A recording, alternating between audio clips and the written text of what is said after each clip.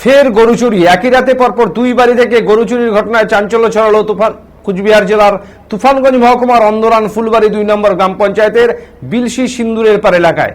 ঘটনার খবরে ঘটনাস্থলে পৌঁছায় তুফানগঞ্জ থানার পুলিশ আধিকারিক বৈভব বাঙ্গার, সঙ্গে ছিলেন সার্কেল ইন্সপেক্টর সঞ্জয় দাস। প্রসঙ্গত উল্লেখ্য, তুফানগঞ্জ মহকুমার বিভিন্ন প্রান্তে প্রতি রাতেই গরু চুরি হচ্ছে। গরু চুরির খবরে নাকাল হয়ে পড়ছেন পুলিশ প্রশাসন, তথাপি চোরদের ধরতে পারছে না।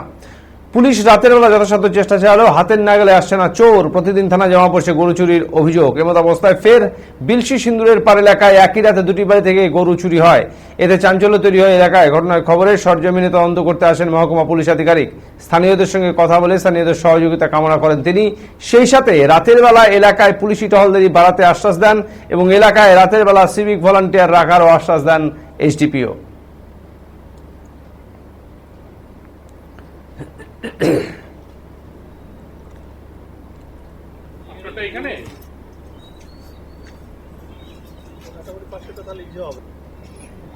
সন্ধ্যে গরু রাখছি বান্ধে, রাত্রি উঠে তো মাঝে মাঝে দেখি গরু আছে, খুব ভোরে উঠে দেখি গরু নাই।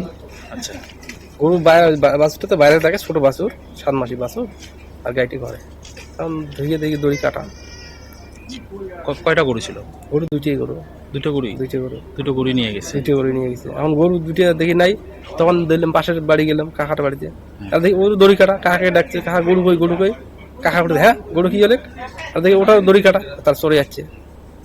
ওদেরও নিয়ে গেছে? ওদেরও নিয়ে গেছে। ওদের কয়টা? ওদেরও দুইটা গাই বাছুর। গরু হওয়ার মধ্যে যে আজ রাত্রে ভোরবেলা উঠে দেখি গরু নাই, ভাসি ভাসি ডাকলো, কাকা কাকা, বলি গরু নাই, হ্যাঁ গরু চুরি হয়ে গেছে আমারটা। এসে দেখি আমারটা এই তো পড়েছে। আপনার কটা ছিল? আমার একটা গাই, একটা বাছুর। আনুমানিক মূল্য কিরকম হবে?